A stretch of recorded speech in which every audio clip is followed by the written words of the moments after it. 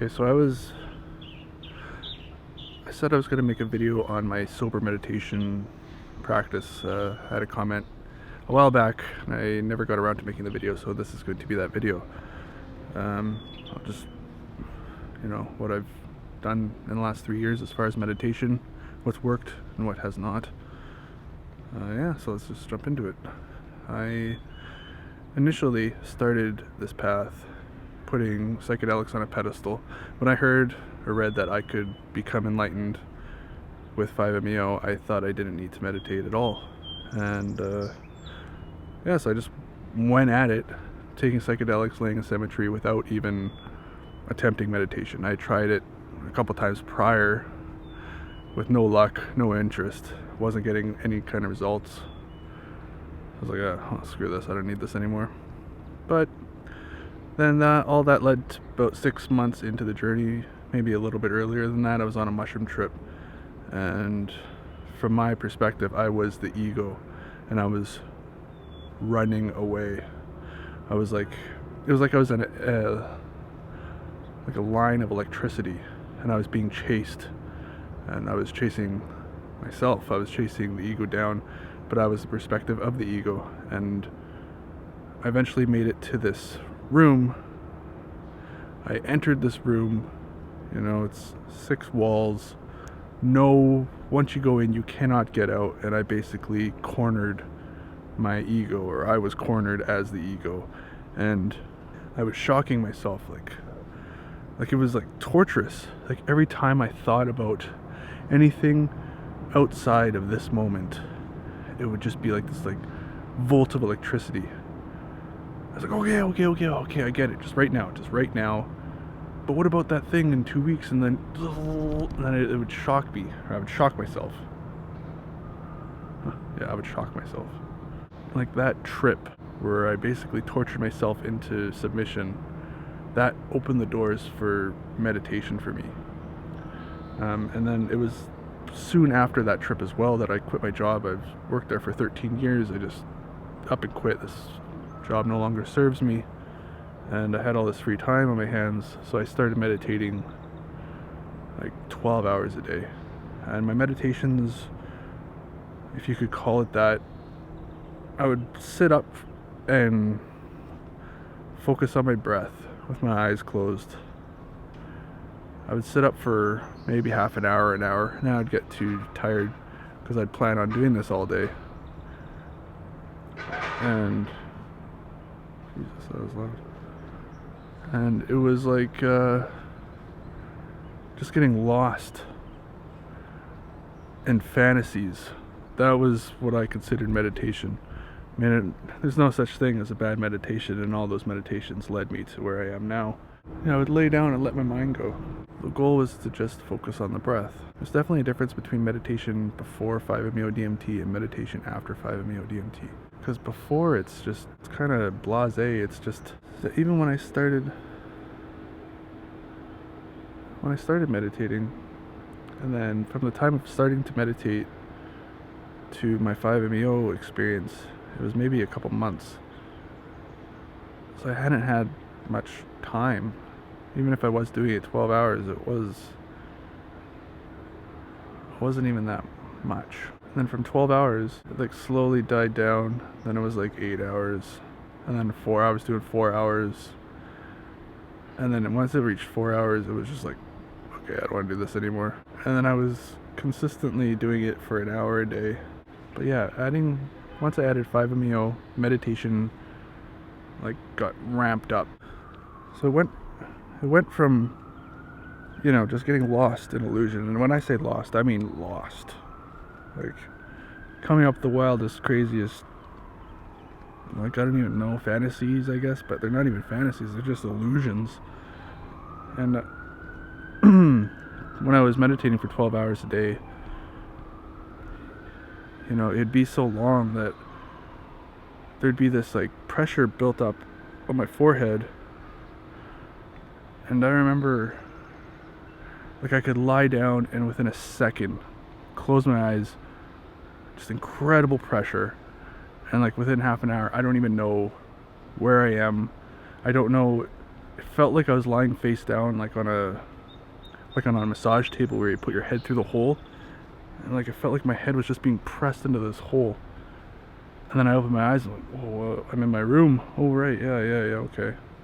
And it was like that for a long time. But then as I stopped meditating like consistently for that long, the pressure went away. And then I started experimenting with Wim Hof and cold immersion. I'd do the Wim Hof breathing, and that would change my state, and that was really interesting. So I would do Wim Hof like 5 or 6 times, and then I would have like visuals, kind of like 5-MeO DMT, kinda, but not as crystal clear. But yeah, and then I'd go into my meditation, and I'd feel like, whoa, okay, I can get like pretty far with this.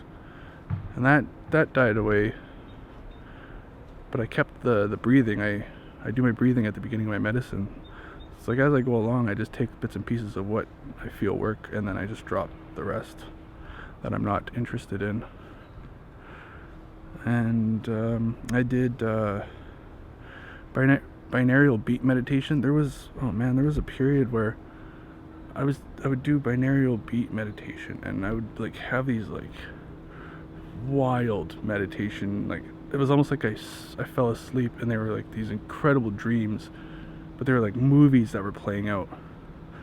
Like I remember this one time I was supposed to go serve mushrooms to somebody. I was serving mushrooms, and before that I was doing this binaural beat meditation, and I was like a superhero. I was like being initiated into a group of superheroes, and I was on this building, and all the other superheroes were around me, and they're like pushing me to like scream at this bad guy that was on the other building. It doesn't really matter, but I'm screaming at the bad guy, and I'm like trying to find my voice, and then finally I just let out this like huge roar.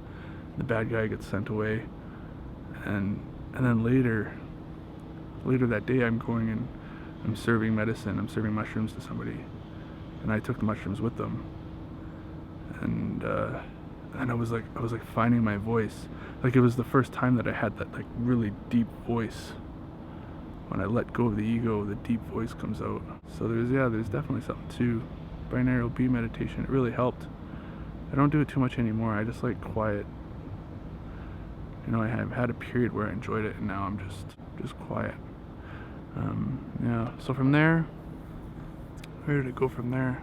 Yeah. Okay. And then adding 5-MeO, it really changes the meditation.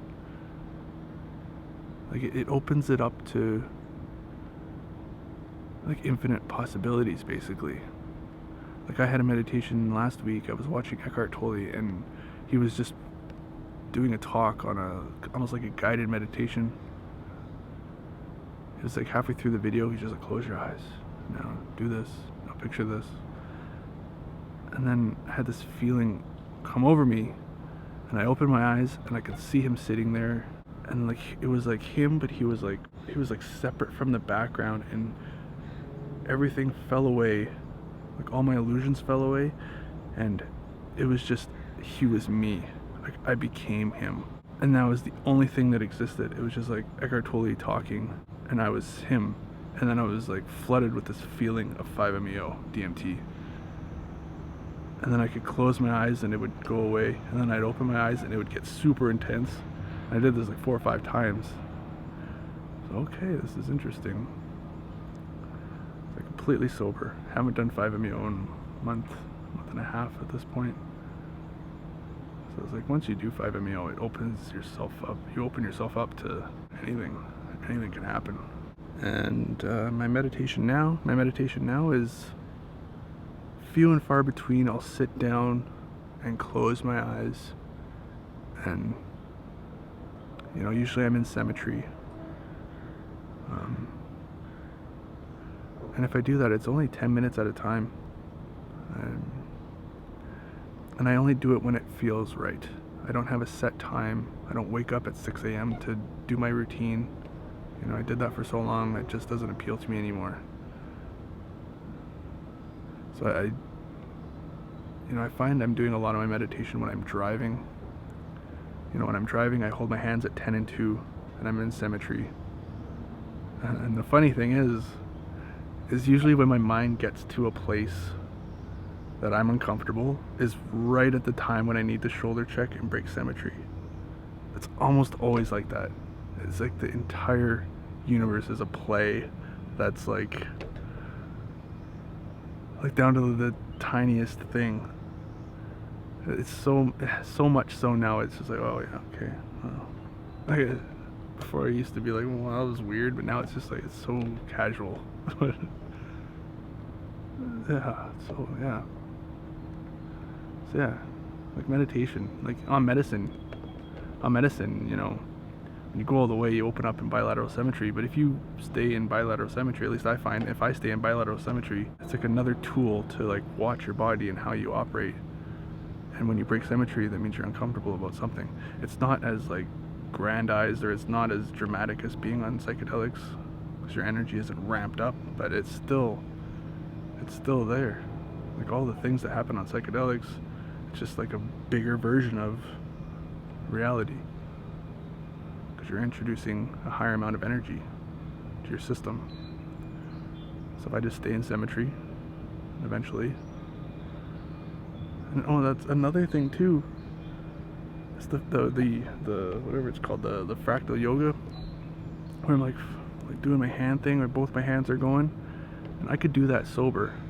And sometimes I'll get to a place where I'm like, I feel there's like a block somewhere in here, and then I could sit down and meditate, or I could just move my hands, and I do the symmetrical movements, and eventually it will come out. And when I mean eventually, I mean if I can feel it there, it's like within seconds. Like I find if I'm waiting for water to boil in the kitchen, I'll do the movements, and then I'll get a couple coughs or get a couple yawns out. Just any little chance I'll take when I become conscious of it.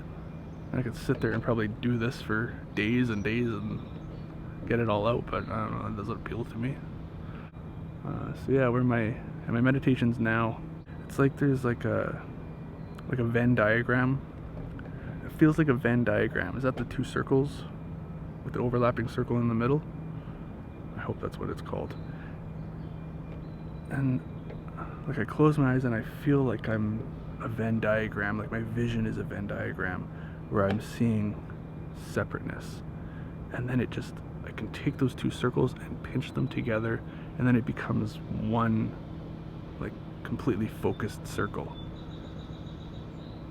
And it's like I'm looking at, like with my eyes closed, I do it with my eyes open if I'm alone and driving, if I become aware and conscious of it. But then everything becomes crystal clear. It's like a different perception, or a different perspective. It's a different way of looking at it, but it's so subtle. It's just incredibly subtle. I also notice if I'm like in my ego, I'll usually have my eyebrows raised. And then when I become conscious of that, I just relax my face and everything just settles down, and I can enter that space.